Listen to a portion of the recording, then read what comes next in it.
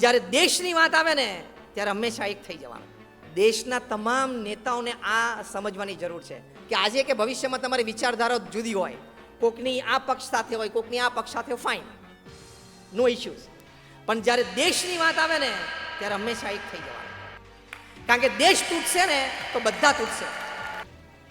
$3000 અબજ defence budget. ભગવાનને પ્રાર્થના કરજો કે આપે મને બુદ્ધિ શક્તિ આપી છે અને મારે એનો મારા વિકાસ માટે, સમાજના, પરિવારના, દેશના વિકાસ માટે અને ભલા માટે ઉપયોગ કરવો છે. માટે મને સદબુદ્ધિ આપજો, એ પ્રાર્થના કરજો. અભ્યાસ પૂરો કરીને પણ પ્રાર્થના કરજો કે last 2.5 hours, last 2 hours I was on my study table, I was attending a class, પણ like I feel energized, thank you for helping in my concentration, in my focus. Connect yourself to spirituality. અત્યારની young જનરેશનને ઘણી વખત અધ્યાત્મની વાત કરીએ ને તો એમ થાય કે oh I have not seen, I have not experienced. પણ હું તમને કહું 50,000 રિસર્ચ પેપર્સ, યંગસ્ટર્સ બધા સાંભળજો, 50,000 research papers have been produced by men of science, not just by men of religion. How some aspect of spirituality helps you to better yourself physically, mentally, emotionally. એમાંથી 500ની copy મારી પાસે છે, એમાંથી હું એકની વાત કરું છું. તમે વેબસાઇટ ઉપર જજો. University of Miami in Florida, United States, એ લોકોએ 10,000 યંગસ્ટર્સ ઉપર સર્વે કર્યો અને 10,000 યંગસ્ટર્સ ઉપર 10 વર્ષ સુધી સર્વે ચાલ્યો. 10,000 યંગસ્ટર્સમાં 2 ગ્રુપ હતા. પહેલું 5,000નું ગ્રુપ હતું ને, they were believers in God and they were regular in prayers. બીજું જે 5,000 જણાનું યંગસ્ટર્સનું ગ્રુપ હતું, second group, they were non-believers and not doing. Okay, fine. આપણે કોઈની સાથે કોઈ પ્રશ્ન નથી. Everybody has the right to live with their ideology. Fine. સર્વે આ હતો કે what advantage a believer and a religious rights performer has over a non-believer and non-performer. 10 વર્ષના સર્વે પછી યુનિવર્સિટી ઓફ માયામી, ફ્લોરિડા લખે છે, તમે વેબસાઇટ ઉપર જજો, તમને આ મળશે. પહેલો એડવાન્ટેજ ભગવાનમાં માનનારાને કંઈક પ્રાર્થના વિધિ વિધાન કરનારામાં શું હતો? First advantage that we found that believers had better levels of tolerance and acceptance than non-believers. તો આ જીવનનો મોટો લાભ છે ને. એટલે તમને તમારા ક્લાસીસમાં કે સ્કૂલમાં, ટ્યુશનમાં ટીચર્સ ટેક્સ્ટબુક ભણાવે છે, હું અત્યારે તમને લાઈફ ભણાવું છું. I am checking your class for something much better in life. કારણ કે એજ્યુકેશનની એક વ્યાખ્યા હું એવી કરું છું ભણતરની કે education is that which remains with you when you forgotten everything that has been taught to you. ખબર પડી? Education is something that remains with you when you forgotten everything that has been taught to you. એટલે text books બધી ભૂલી જાઓ ને પછી તમારી પાસે જે વેલ્યુ સિસ્ટમ રહે ને એ તમારું એજ્યુકેશન છે. તો ટોલરન્સ અને એક્સેપ્ટન્સ લેવલ અત્યારે કેટલી બધી સમાજમાં જરૂર છે. સહન શક્તિ અને સ્વીકારની ભાવના. સહન શક્તિ અને સ્વીકારની ભાવના. મહાભારતમાં વાત છે કે યુધિષ્ઠિર પાસે એક જણા આવ્યા અને કહ્યું કે આપણે કૌરવોને હરાવીએ. ત્યારે યુધિષ્ઠિરે એમને કહ્યું કે અમારે અંદર અંદર ઝઘડો છે, એ વાત સાચી છે, પણ બહારનો કોક ત્રીજો આવશે ને તો અમે 100 અને 5 105 છીએ.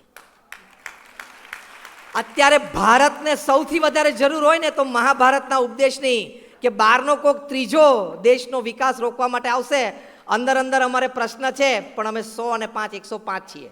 આટલું જ અત્યારે ભારતના બધા નાગરિકે સમજવાનું છે કે આપણા પ્રધાનમંત્રીનો જે કોલ છે સ્વદેશી આઈટમ વાપરવી, એ આપણે 105 થયા કહેવાય. મતભેદ જુદા હોઈ શકે છે પણ મનભેદ ના કરો. જ્યારે દેશની વાત આવે ને, સમાજની વાત આવે ને ત્યારે હંમેશા એક થવું. તો અત્યારે દેશના તમામ નેતાઓને આ સમજવાની જરૂર છે. ચલો અંદર અંદર ડેમોક્રેટિક ફાઇટ હોય, સ્વાભાવિક છે, એક્સેપ્ટેડ હોય, પણ when a third person from outside the country is trying to destabilize the country, you have to be together. યુવાનો, તમે આ ઉપદેશ લેજો કે આજે કે ભવિષ્યમાં તમારી વિચારધારા જુદી હોય, કોકની આ પક્ષ સાથે હોય, કોકની આ પક્ષ સાથે, ફાઇન, નો ઇશ્યુઝ. પણ જ્યારે દેશની વાત આવે ને ત્યારે હંમેશા એક થઈ જવાનું. કારણ કે દેશ તૂટશે ને તો બધા તૂટશે. દેશ તૂટશે ને એટલે બધા તૂટશે. એટલે યુનિટી, સંપ.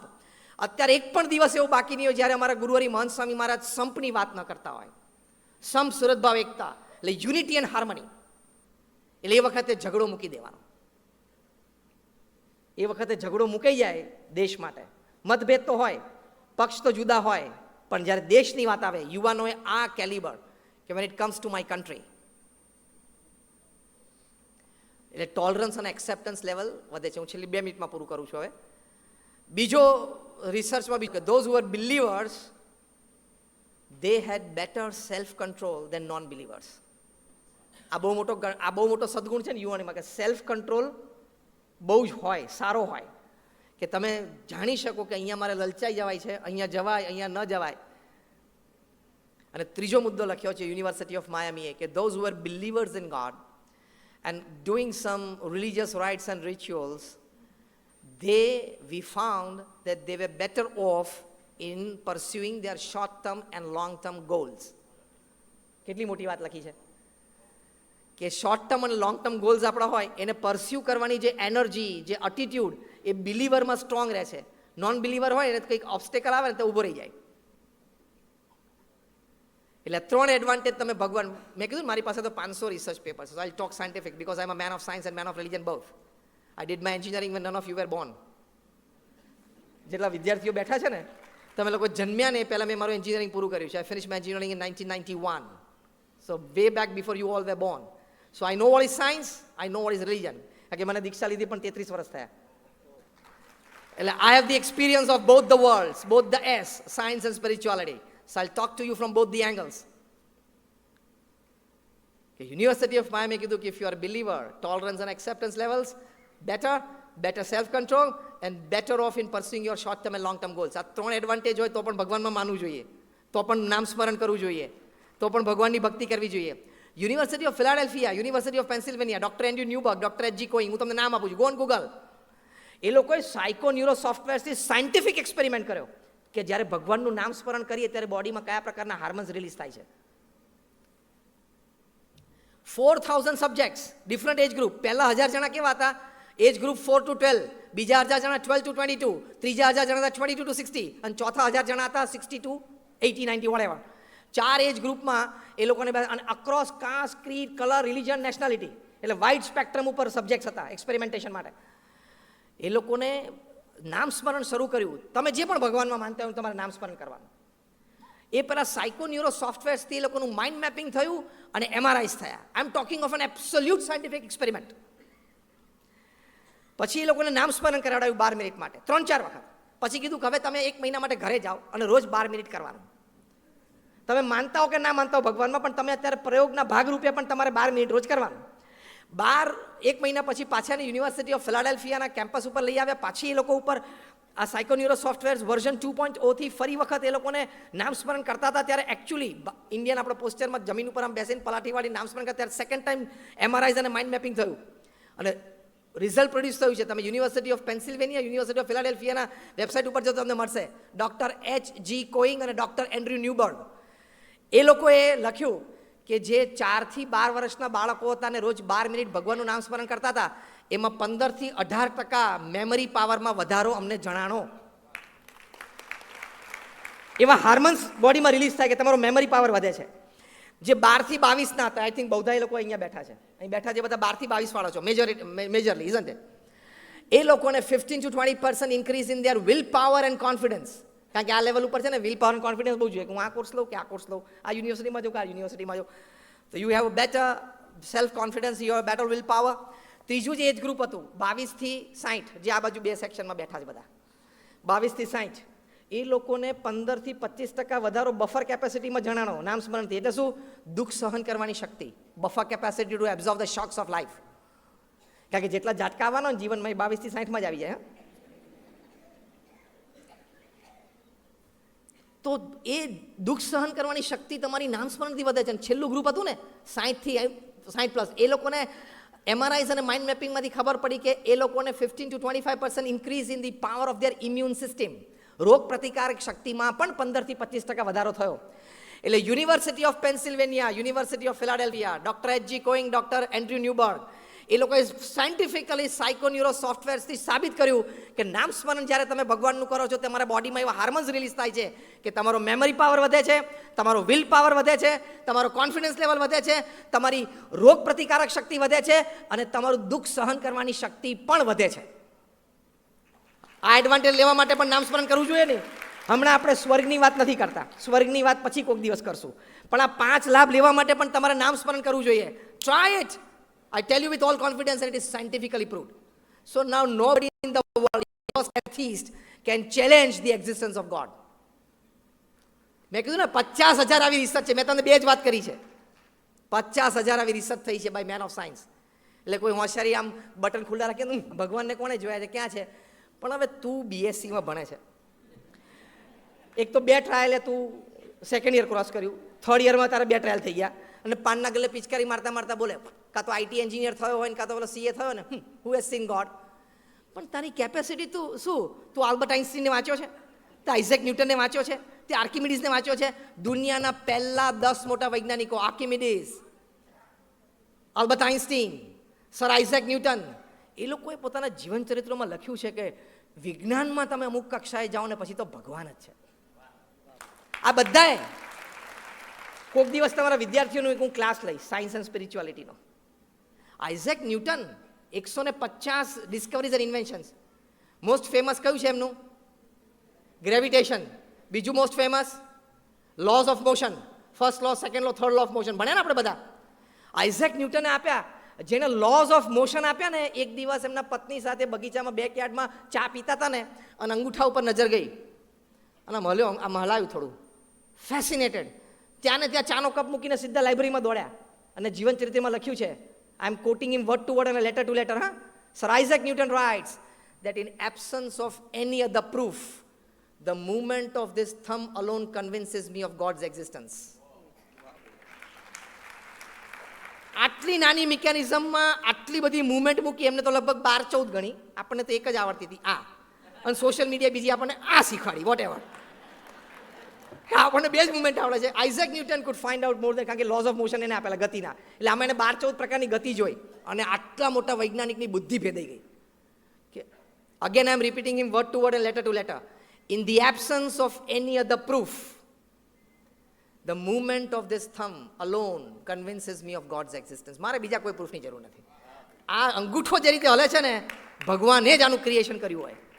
હવે એ આઇઝેક ન્યૂટનની પ્રિન્સિપલ વાંચીને તું ભૂલથી બીએસસી થયો અને તું કે હા, I am a student of science and I don't believe. તારા બાપુજીઓ બધા Isaac Newton, Albert Einstein, Archimedes, એ કેટલું ભગવાનમાં શ્રદ્ધા રાખતા હતા, આ કક્ષાના સાયન્ટિસ્ટ.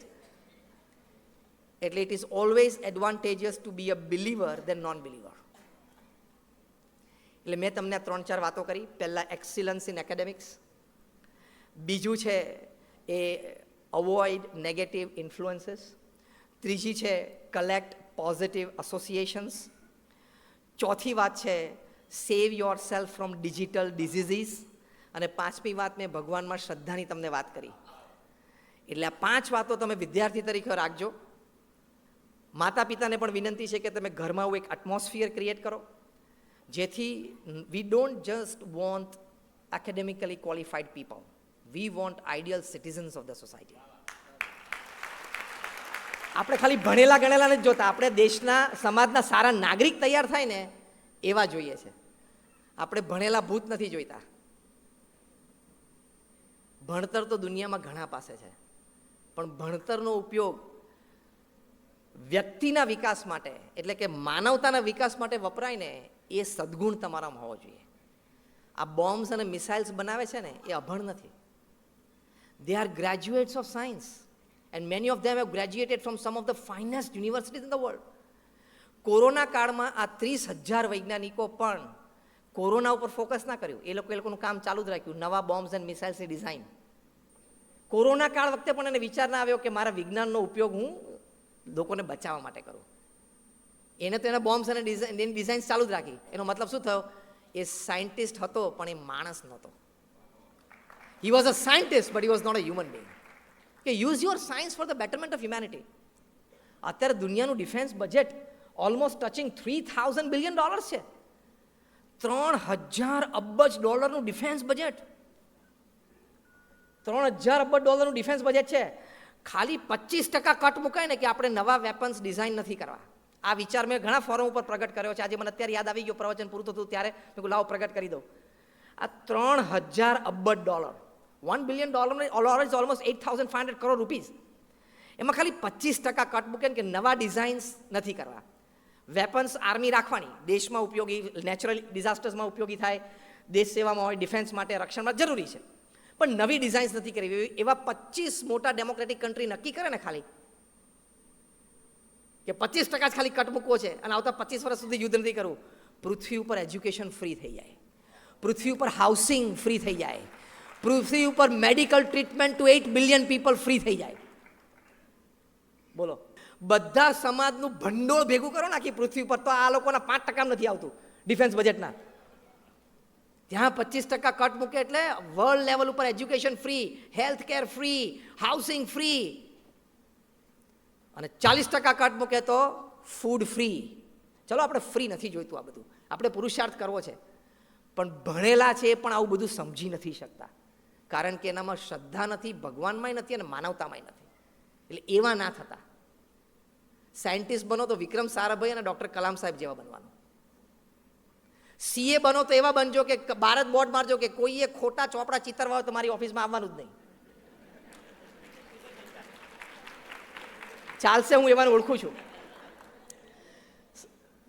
સતીશભાઈ કહે છે એવું રાખશે તો પ્રેક્ટિસ નહીં ચાલે. ના, ઘણાની ચાલે છે, એવા હું ઓળખું છું. બોમ્બે, પુના, બેંગ્લોર ઘણા બધા ઓળખું છું.